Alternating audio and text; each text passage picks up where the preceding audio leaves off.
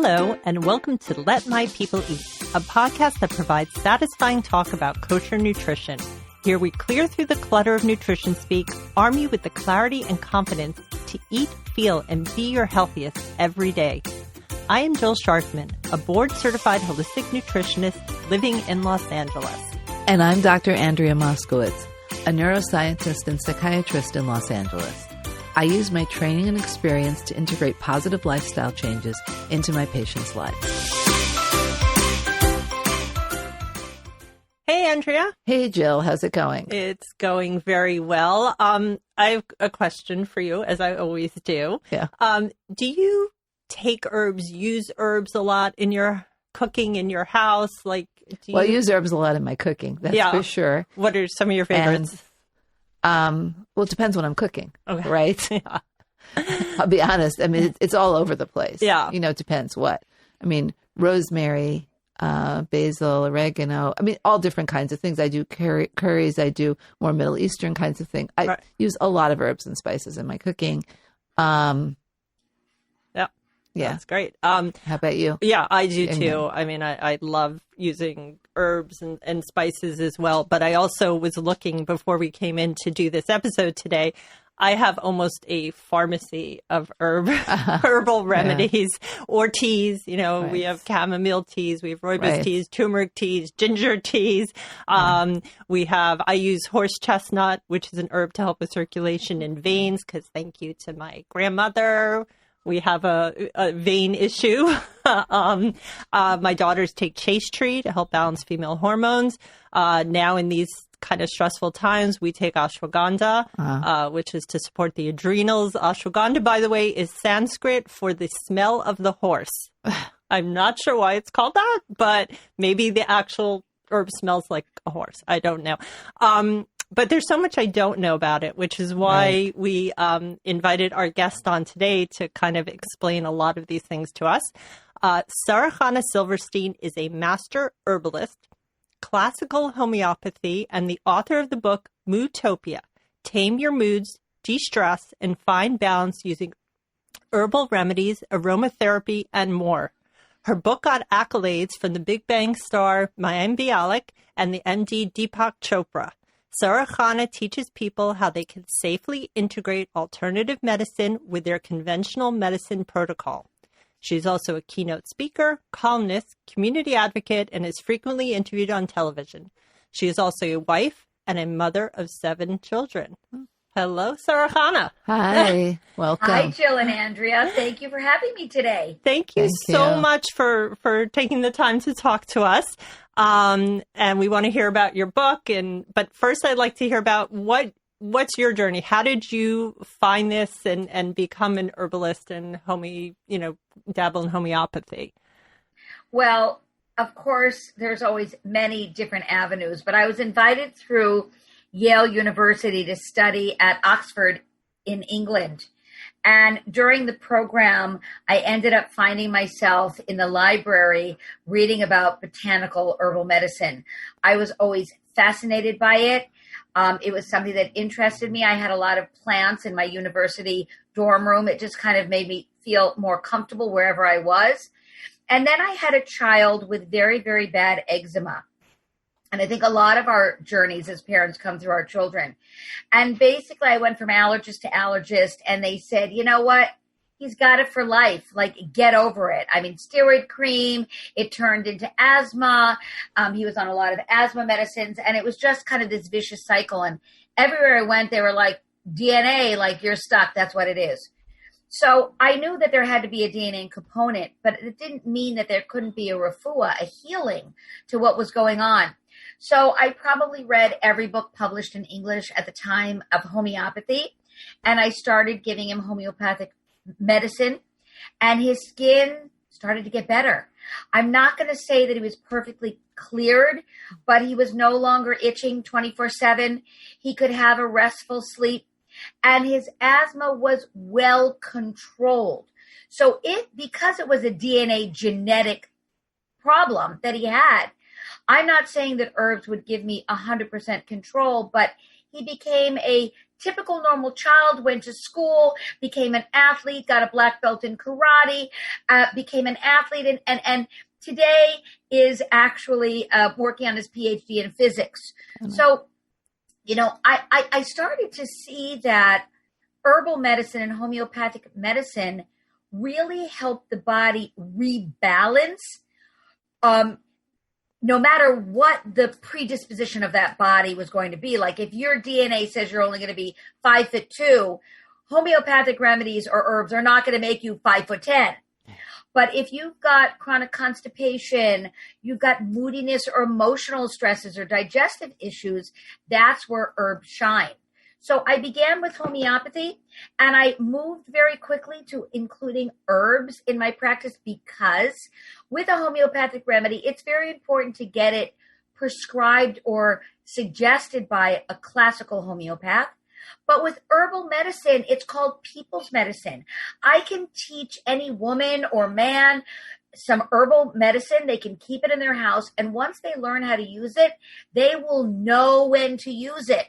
If you're recovering from COVID, it's going to help build up those lungs. It's going to help build up your immune system.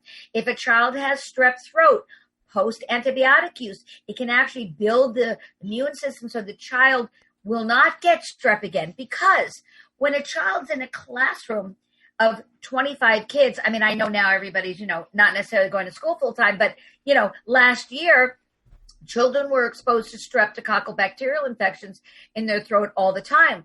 The question was, who in the classroom got it and who didn't? If your child's more vulnerable, then at the end of summer and the beginning of the school year, that's the time you start giving herbs. And then women are shocked to see that their kids will stop picking up strep. Or if they get strep, it'll be a 24 or 48-hour bug rather than a 1-week infection. So in my office, I practice both in Brooklyn, New York, and in the summers in California. My whole goal is to empower parents or caregivers to integrate safely herbs into their lives. And you will be surprised that parents and caregivers become the best doctors out there. Now, I want to say that in my office, we always use doctors. We get the diagnosis. We get the blood test. We get the strep cultures. We're certainly not in my office anti-doctor at all. The question is, how do we, once we have that situation, how do we heal it? And herbs are a tool that is not used as much in the United States, but WHO, which is the World Health Organization, interviewed women all over the world, and they found that 95% of women, before you get your menstrual cycle, you take this. When you're going through menopause, you take this. Before a baby, you take this. It's so normalized in other places in the world that my goal is to re-normalize it in the United States and Canada and Australia and South Africa. Right. I have so many questions, but I think the first one is maybe describe for our audience. Everybody has an idea what herbs are. We see them, we use them to cook with them. If they're put into a capsule, something to take. But what is homeopathy? So you want to jump to homeopathy, not just ask what an herb is? I mean, we can start with that, but I think somewhere in the discussion, we should just, because I know what it is, Andrew knows, but I'm not sure everybody understands what homeopathy is. I think it scares people, and it really shouldn't. Well, let me talk about the herb for a moment first, and then I'll jump to homeopathy. Great. So with herbs, we use the roots for certain conditions. We use the stems and leaves for other conditions. We use the flowers for other conditions, the fruits for other conditions, and the bark of the tree. So when you have a plant like dandelion, let's talk about dandelion. It's everybody's weed. They want to get rid of it. Well, the root we use for stones, whether bladder stones or gallbladder stones, we can use it. The leaves are phenomenal for any inflammation or swelling. We can also use the juice of the dandelion to help with digestive disorders. And we can use the beautiful flowers, make them into an oil for a massage, for deep tissue massage. And the flowers made into an oil can also get rid of different skin tags. So you can see that one plant can have 20 different ways that you can use the plants. And one of the amazing things about plants is that the way they stay healthy in the wild is that they secrete different essential oils and different chemicals that are antibacterial and antiviral, because there's so many different things that are going on in the environment, and they have to stay safe. Cold winters, which you don't get in California, which you get in New York. Strong winds, including tornadoes. Some trees do fall over, but most trees stay standing. How is that the case?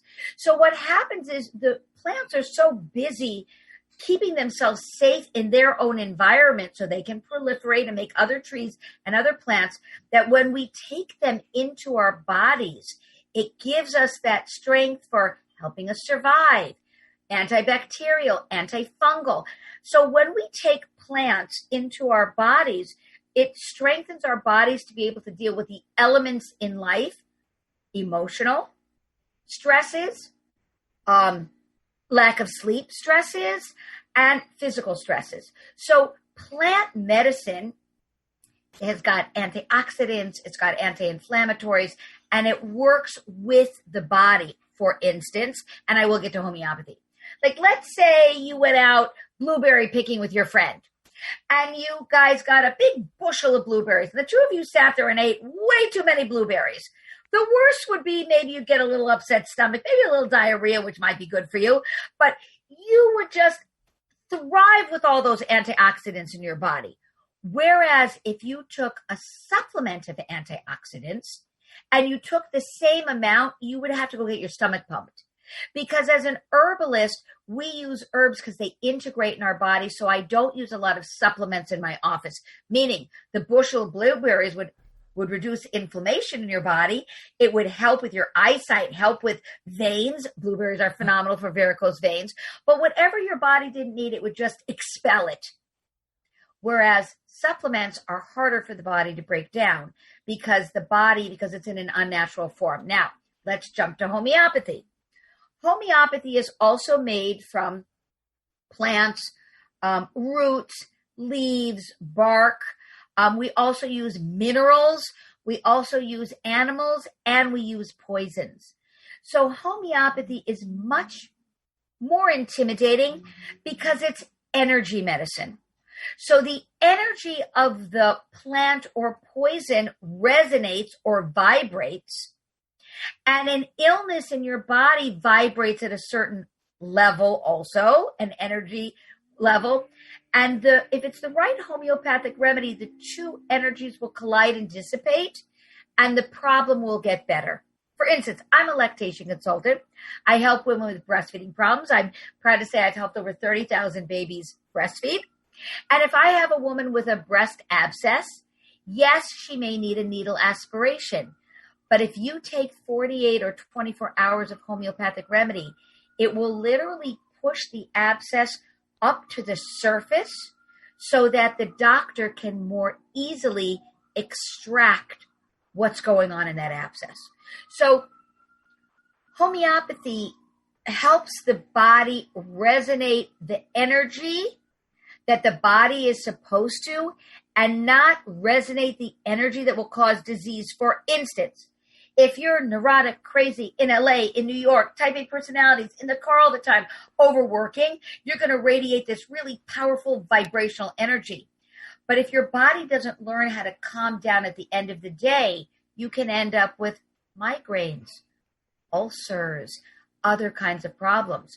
So the energy is phenomenal if you're trying to get work done or navigate the 405 freeway, right? But then the body needs to be able to calm itself down.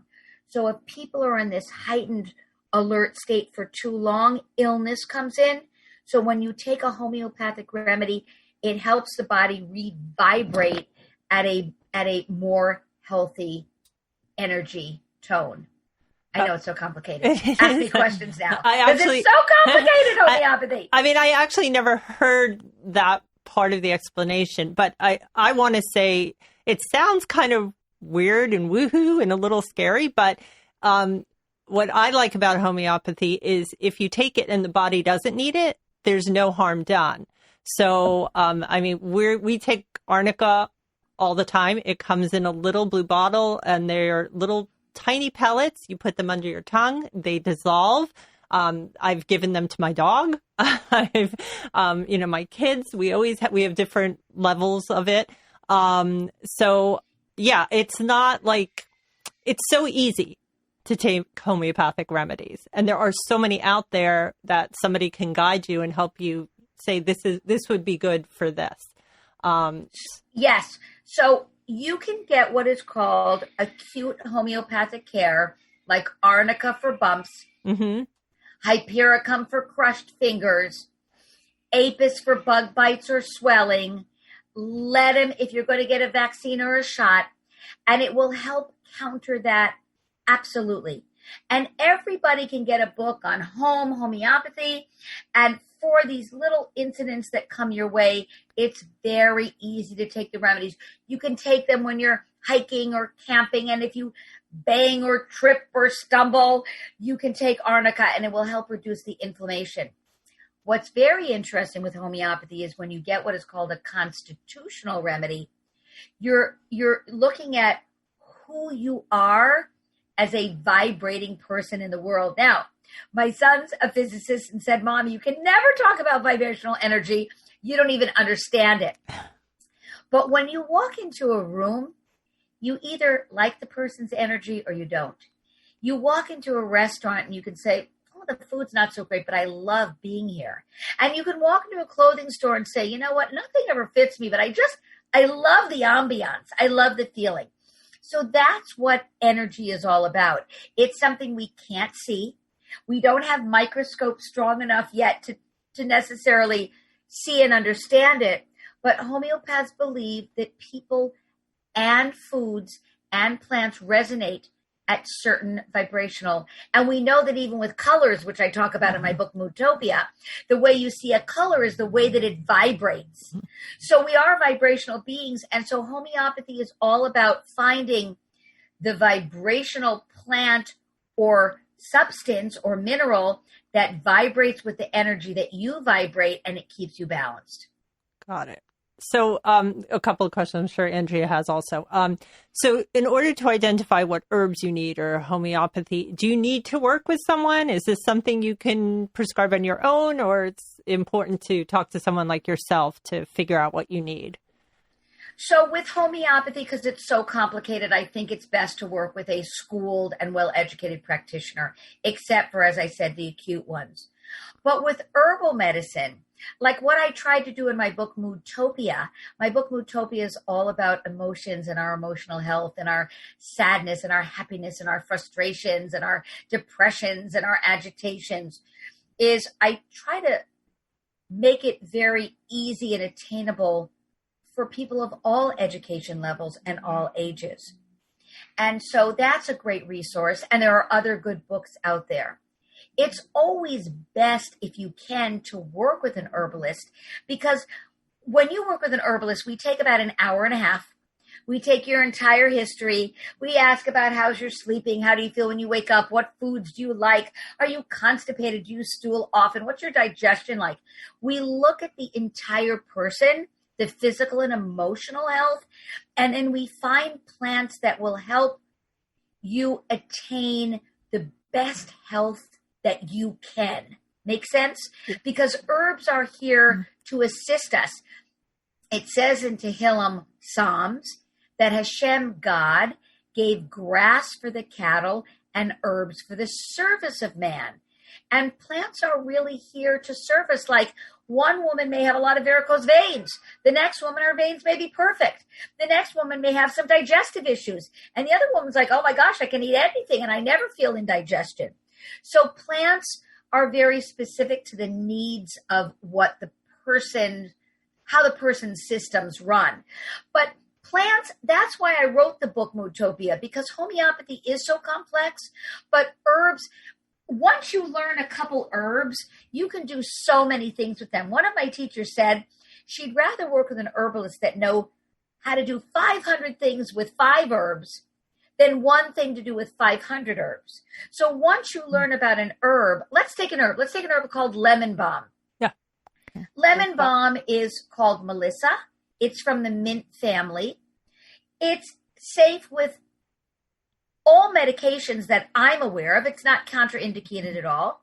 You can use it with newborn babies and geriatric patients. So lemon balm is calming and soothing to a cough. We've been taking a lot of lemon balm now during these times. For the digestive system. It also helps with fevers and helps you during a flu and get over a flu. And on the emotional side, it helps with nervousness and anxiety. So lemon balm is an herb that I like it best in tincture form when it's glycerite, because the glycerite is delicious and yummy. We can talk about that. And if you're flying on a plane, I mean, I know we're just going to pretend like it's not COVID time right now. You're going to fly at a plane. You've got a couple kids and you got a husband and everyone's like a little nervous about flying. Everybody can take lemon balm early in the morning, the day that you're flying. Couple hours later, take another dose. When you get to the airport, you buy it, bring it in your 2-ounce bottle. And then in the middle of the flight, it's not going to make anybody feel sleepy. It's calming and soothing. And the side effect also, not the side effect, one of the other key components is it's antiviral. Mm-hmm. And you're in this little airplane with all these viruses. So lemon balm is an herb that has so many uses that everyone should know about lemon balm. You touched on something about the tincture. There are many ways to take herbs, though. So can you talk about that for a minute? Sure. So one thing about a plant is when you take it out of the ground, it starts to lose its energy and its components and its nutrients very quickly. Think about, you go to the store, you buy some parsley. It looks gorgeous. You're going to cook it. You fall asleep, you forget to put it in your soup. The next day, it's a little limp. The day after that, it gets a little bit yellow, and by day 4, you're throwing it out. You're not going to use it. So once you take a plant out of the ground, you need to do something with it to keep its vitality or life force. So my favorite way is to tincture it. You take the plant, either the bark, the root, the seeds, or the leaf. You put it in a grain alcohol in a glass bottle. You let it sit for 6 to 8 weeks. You strain it. And you have a medication, an herbal botanical medicine that has a 10-year shelf life. Pharmaceutical companies do not want to hear that there's a medicine you can make that has a 10-year shelf life. You could also drink it in tea because lemon balm has a delicious taste and some herbs are not delicious. You could make it into icicles, little ice pops for your kids when they have fevers. You can make it into ice cubes in the summer and put it in your drinks as an antiviral. Some plants can function well in capsule form, but not all plants. Like a melissa is not going to do as well in a capsule form because it's got a lot of essential oils and it's a very delicate plant. And once you start crushing it, you're losing most of it.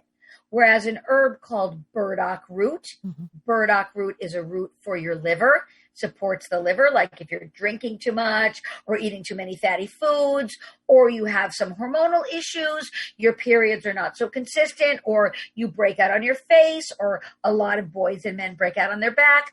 Burdock root is a wonderful plant that helps stimulate the liver to get rid of any fatty deposits and function at its peak.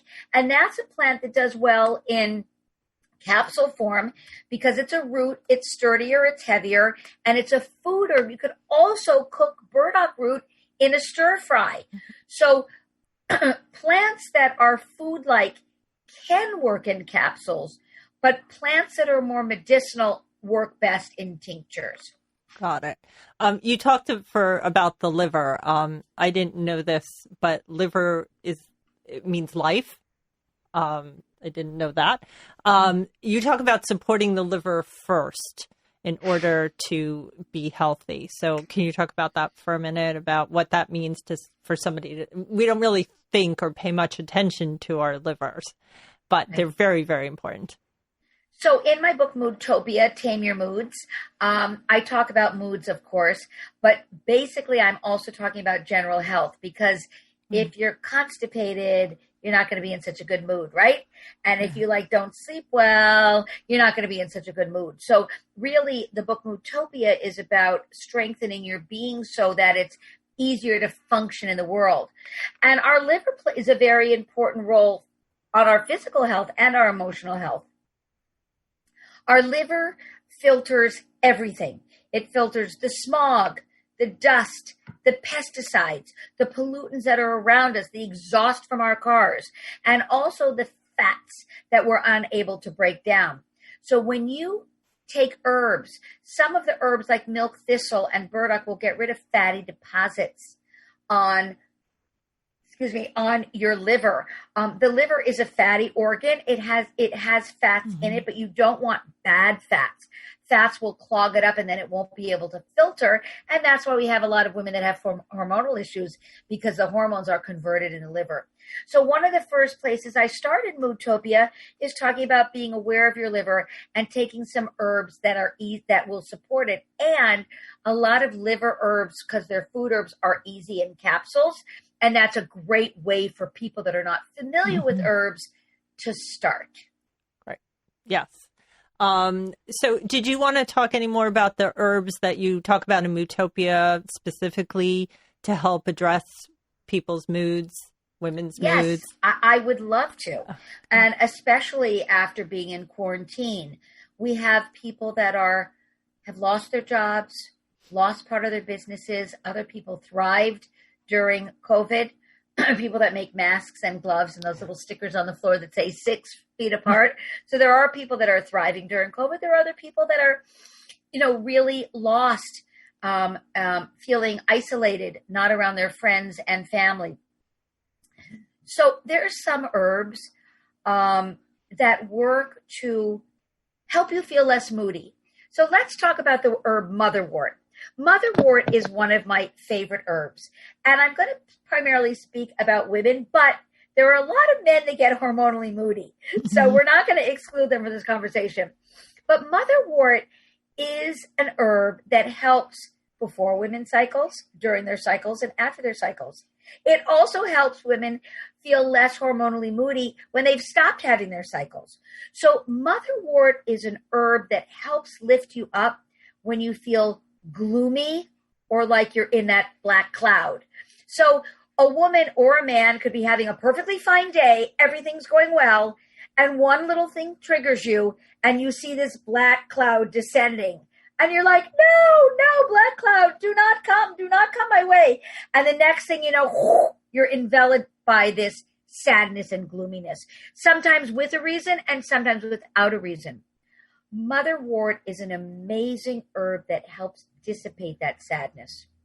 So if a woman's going through a really hard time, or a man, they've lost their job or something wrong happened to them, because bad things do happen to very good people, then you could take motherwort 2 to 3 times a day for a couple months to make sure that you don't sink super, super low. Because sometimes when you get too low, it's hard to get out of it. One of my favorite herbs. I joke that there should be an IV of motherwort on every corner in every city. Oh my gosh, I just got upset because I got a parking ticket. I'm going to get gloomy. I need some motherwort, right? Or you're going to a big event and you went to the dry cleaners and they can't find your dress and that's what you were wearing tonight, right? So you're going to get gloomy. So that's where motherwort comes in. My second favorite herb is an herb called skullcap.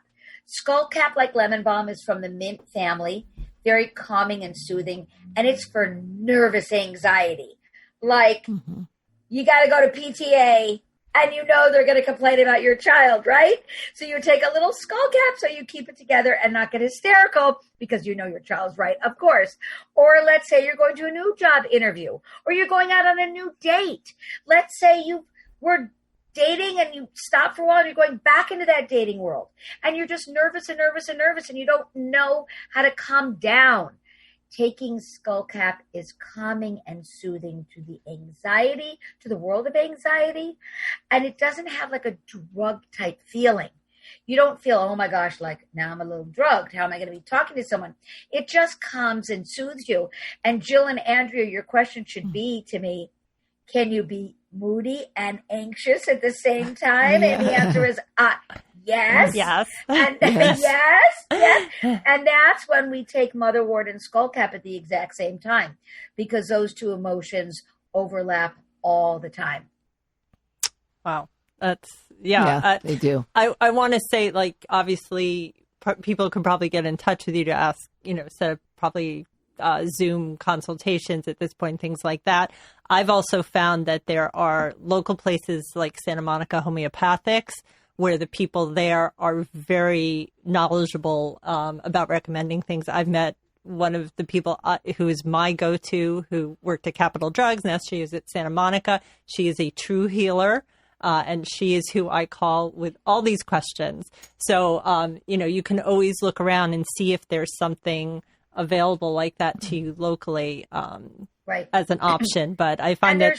Yeah, go ahead. There's so much now on the internet. I mean, one thing I do want to say, Jill, is that I think sometimes it's good to follow one herbalist, like read all their blogs, read their books for a while, because, there's Cherokee medicine, there's Chinese medicine.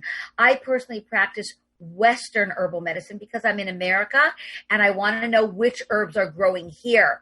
Because I was once in a class that said, I was in Midtown Manhattan studying herbal medicine, and everybody came from like Connecticut and New Jersey and all these rural places. And so the herbalist said to the class, if you want to heal a person, see what grows around their house. So everyone was like, ooh, right? So I stomped over to her in my high heels with my red nail polish and my sunglasses on the top of my head because I'm a New Yorker. And I said, excuse me, have you seen what grows around Brooklyn and New York? We've got concrete.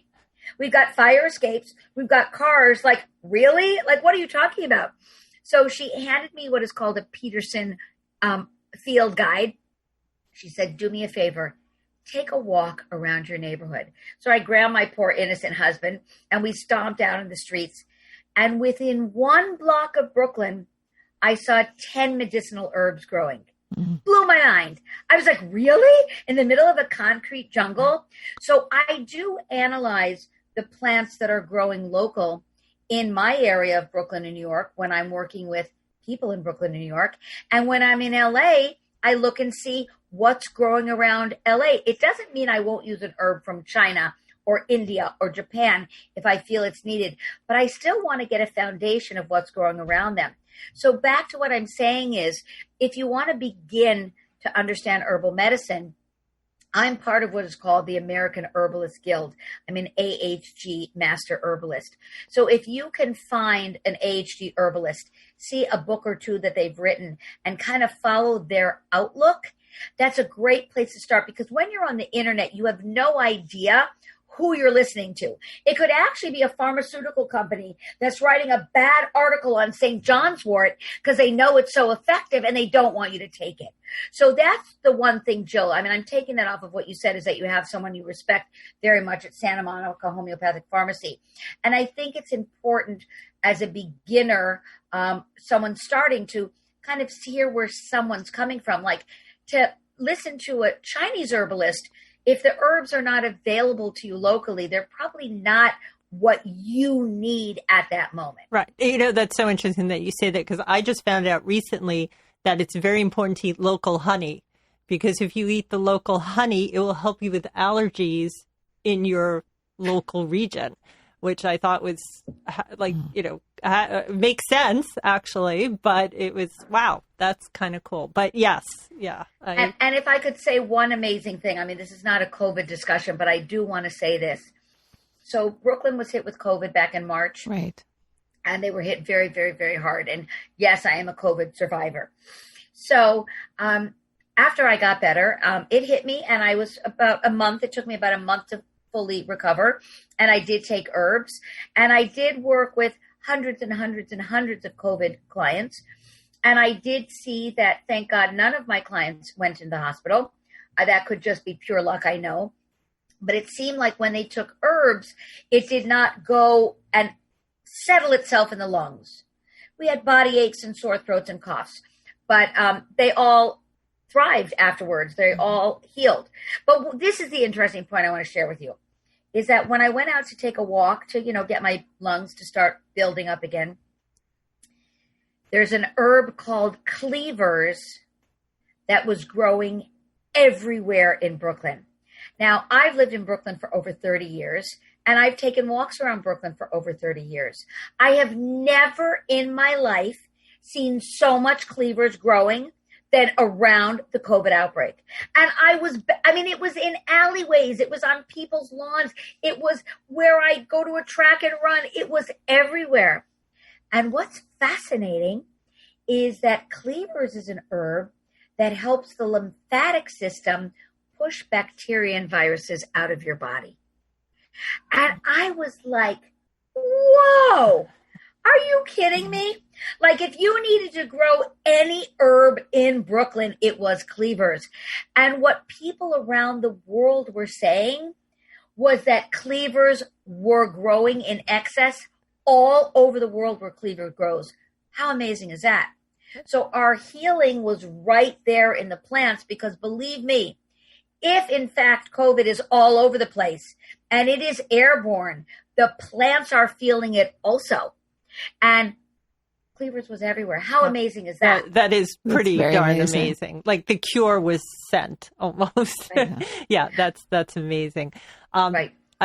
Sarah, thank you so much. I mean, I love this stuff. I could definitely talk to you for another hour. We might have to have you come back, because we didn't cover aromatherapy and a lot of other things that you talk about in Moodtopia. Andrea and I have both read the book. Yes, we loved it. It's an easy read, really, for everything that you're covering and talking about, and it's fascinating. I loved it.